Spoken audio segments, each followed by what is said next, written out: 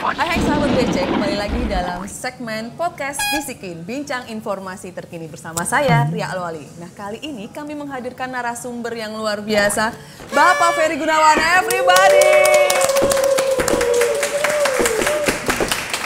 Nah, jadi Bapak Ferry ini adalah Kepala Subdirektorat Bimbingan Pengguna Jasa dan Manajemen Layanan Informasi, Direktorat Komunikasi dan Bimbingan Pengguna Jasa. Panjang banget ya? Panjang. Nah, boleh nggak sih jabatannya?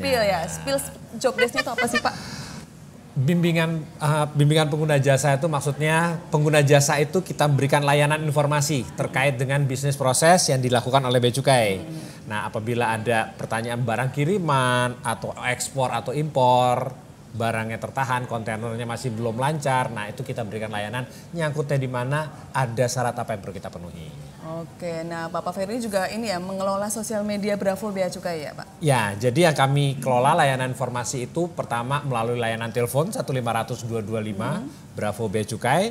Bisa juga dihubungi melalui email, chat, media sosial, mau datang langsung ke kantor pusat juga ada kantor layanannya.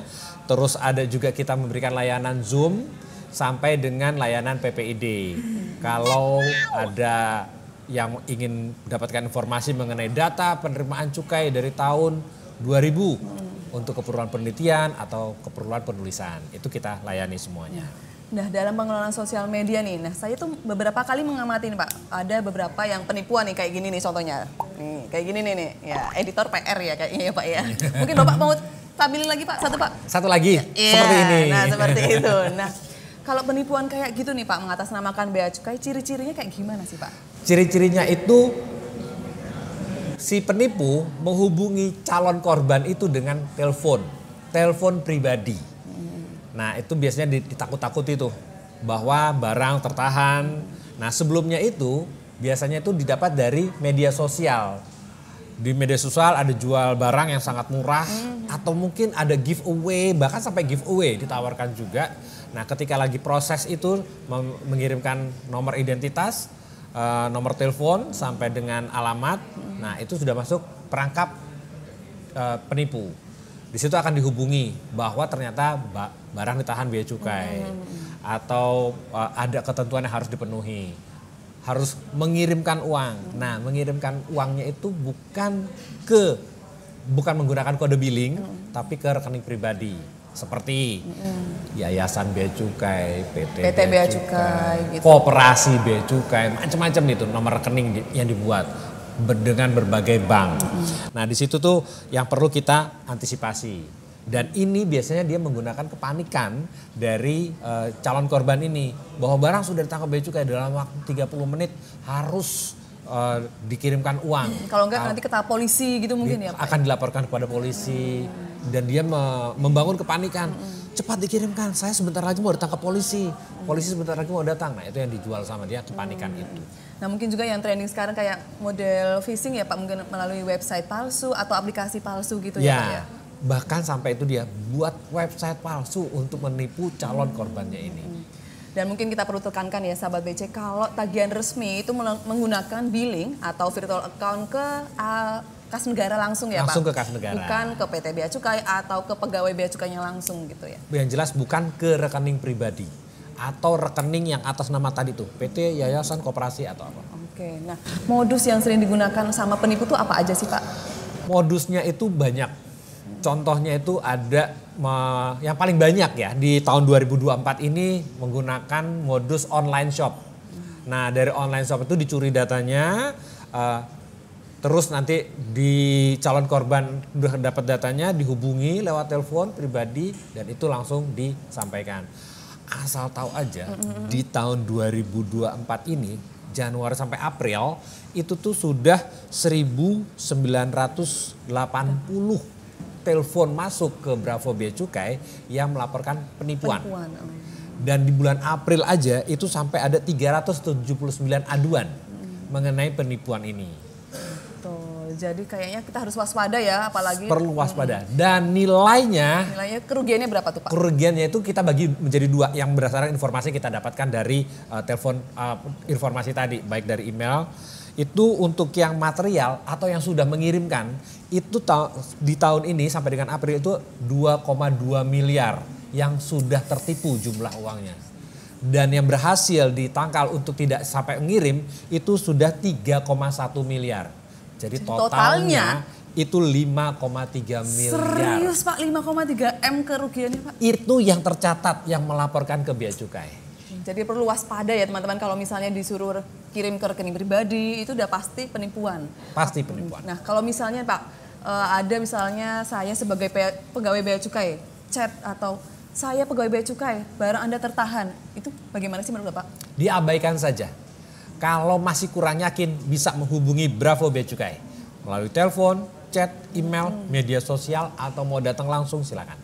Nah ada juga nih Pak pertanyaannya, kalau misalnya saya mengirimkan paket nih dari Bali, tapi terus dapat telepon, barang kamu dari Bali ketahan Bea Cukai, menurut Bapak itu apa Pak? Pastinya penipuan. Karena yang diurusin sama Bea Cukai itu adalah pergerakan barang antar negara, bukan antar pulau. Betul. Nah itu yang perlu kita pahami, tugas Bea Cukai. Tuh, nah saya juga pernah nih Pak dapat kayak misalnya laporan-laporan di sosial media ada mungkin warga asing gitu ya atau bule-bule yang telepon misalnya ngasih hadiah. Halo Beb gitu kan, kamu dapat hadiah nih dikirim dari Inggris gitu kan. Tapi barang kamu ketahan Bea Cukai harus bayar 5 juta. Menurut Bapak ini bagaimana Pak? Ini salah satu modus penipuan. Ini pakai modus romansa. Udah dia biasanya tuh korbannya itu di profile dulu. Dan dia hanya biasanya pakai chat, nggak telepon. Nah, oh ternyata Mbak Yaya suka tas bermerek. Nah, itu dilihat kan dari profil media sosialnya. Oh, senangnya tas bermerek. Habis kenalan, terus dijalinlah hubungan sampai kayak gitu. Nah, saya punya tas, saya kirim. Nah, dalam selang 2-3 hari setelah Bea Cukai harus nebus. Atau nanti Mbak Yaya akan kedatangan polisi, aparat. Nah, itu pasti itu adalah penipuan. Betul, jadi perlu diwaspadai ya kalau misalnya ada orang yang tiba-tiba mengirimkan hadiah kemudian bilang ketahan Bea Cukai itu pasti penipuan ya? Betul. Pasti penipuan. Modus lainnya itu ada modus diplomatik. Dibilang saya membawa cash namun tertahan di Bea Cukai, tolong dikirimkan uang dulu untuk menebus, untuk bayar Bea Cukainya. Itu juga pasti penipuan. Ada juga money laundry. Bahwa saya punya uang nih, sejumlah uang di negara saya dan saya ingin pindah. Sudah saya bosan di negaranya, ingin pindah ke Indonesia. Kirim. Nah ketika kirim pakai paket, bukan pakai kirim rekening ya, pakai paket, ternyata paketnya ditahan Bea Cukai. Itu juga. Ada juga yang modus lelang. Nah lelang, ada lelang barang bermerek yang harusnya harganya anggaplah 10 juta tapi dilelang dengan harga 3 juta. Nah setelah masuk rekening pendaftaran, ternyata menang lelang, nah habis itu lah di profil lagi, ditelepon, diancam. Banyak juga tuh yang di akun Instagram ya Pak, misalnya akun lelang misalnya gadget, iPhone lelang murah gitu ya. Lelang Bea Cukai dijualnya dengan harga miring. Nah menurut Bapak ini lelang itu sebenarnya kayak gimana sih Pak? Lelang itu kalau di negara kita tuh ada dikelola sama, kalau mau cari informasi mengenai lelang itu bisa cari di lelang.go.id. Itu yang secara resmi ya, Bea Cukai bersinergi dengan KPKNL di lelang.go.id. Nah, biasanya nih Pak, momen kapan yang marak terjadinya penipuan gitu Pak? Momen-momen tertentu apa gitu? Memang ada periode peningkatan proses penipuan nih. Biasanya itu pada musim liburan, mau musim lebaran, sama mau musim Natal dan akhir tahun. Nah biasanya itu kan banyak pengiriman dan orang juga banyak yang ingin belanja kan. Nah saya pengen tas bagus nih, saya ingin dapat sepatu bagus, dapat gadget bagus dalam rangka itu tadi liburan sekolah, mau lebaran atau mau akhir tahun atau Natal. Nah itu biasanya tuh peningkatannya lebih marak gitu. Nah kalau misalnya nih saya tiba-tiba dapat chat gitu kan, kayak indikasi kayak ini penipuan nih Pak gitu kan. Saya lapornya harus kemana Pak gitu? Atau mungkin saya mengkonfirmasi kebenarannya itu bagaimana Pak? Bisa menghubungi Bravo Bea Cukai lewat telepon atau kanal lainnya tadi, chat, email. Kalau mau meyakinkan bahwa ini bener rekeningnya Bea Cukai atau ini rekening penipuan atau enggak, bisa cek ke http cek rekening.id. Nah, itu disiapkan oleh Kominfo. Di sini ya, guys. Ya, sini Pak ikut atau Mbak? Ikut aja. Di sini ya. Bisa kita lihat nanti. Betul. Nah, kalau misalnya nih atas penipuan yang sudah ada, yang diterima laporan-laporan yang gitu, apa sih tindak lanjut Bea Cukai dalam mengatasi tersebut? Kita selalu tawarkan apakah berkenan untuk kita tidak lanjuti. Karena hukum di negara kita itu adalah harus korban yang melaporkan. Nah ini korbannya, apabila memang berkenan untuk kita telusuri, kita akan memberikan pendampingan. Yuk hubungi kami di Bravo Bea Cukai, nanti kita akan berikan pendampingan untuk proses pelaporannya. Oke, nah apa saja nih Pak dari mungkin bidang Bapak dan juga dari Direktorat Jenderal Bea dan Cukai usaha untuk meminimalisir mengurangi penipuan yang mengatasnamakan bea cukai itu Pak? Pertemuan kita seperti yang saat ini, betul. Memberikan edukasi kepada sebanyak-banyak pengguna jasa, kepada publik biar penipu ini semakin sempit ruangnya.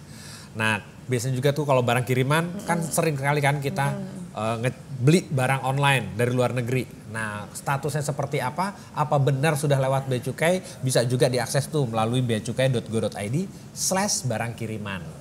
Nah itu juga bisa kita tahu tuh apakah barang kita ternyata memang belum masuk negara kita prosesnya itu. Nah itu nanti bisa kita lihat di situ. Betul banget. Jadi misalnya teman-teman sahabat BC yang misalnya kirim paket dari luar negeri mau tahu posisinya ada di mana bisa cek di beacukai.go.id/barang kiriman.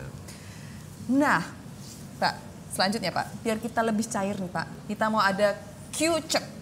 Apa tuh? Kuis cepat. Wah. Tepuk tangan dulu teman-teman. Oke, udah siap Pak? Siap. Deg-degan gak Pak? Itu dia nih ya. Lanjutkan peribahasa berikut ini. Lihat di kamera ya Pak ya. Berat sama dipikul, ringan sama di Jinjing. betul. Tepuk tangan dong. Pertanyaan kedua, planet terdekat dengan matahari adalah planet Mars. Merkurius. Tetop. Pelajaran SD tuh ya? Gak apa-apa Pak. Iya. Makanya kita brainstorming ya Pak. Mars dengan bumi ya paling dekat ya? Ya. Kemudian, pasar tekstil terbesar di Asia Tenggara adalah pasar Tanah Abang. betul. Bener ya? Deng. Pertanyaan keempat, berapa nomor Bravo Bea Cukai? 1.500 225. Kemudian pertanyaan terakhir, pertanyaan kelima. Hal pertama ketika saya menghadapi penipuan adalah Konfirmasi ke Bravo Bea Cukai 1.500 225. Nah selanjutnya nih Pak Ferry, apa sih ciri-ciri yang lain yang mungkin masih belum di-spill nih? Penipu biasanya menggunakan foto atau identitas pegawai bea cukai. Di mana dapatkan? Ya tentunya banyak ya dari media sosial ya. Nah pakai ada orang foto berseragam, kadang namanya pas bener. Nah foto Mbak Yaya namanya bener Mbak Yaya. Nah itu dipasang di media sosial untuk jualan. Nah nanti dihubungi melalui panggilan WhatsApp iya, gitu betul. kan dengan fotonya bener. Nah nanti minta dikirimin uang ke nomor rekening yang tadi kita bahas. Nomor rekening pribadi bukan menggunakan kode billing.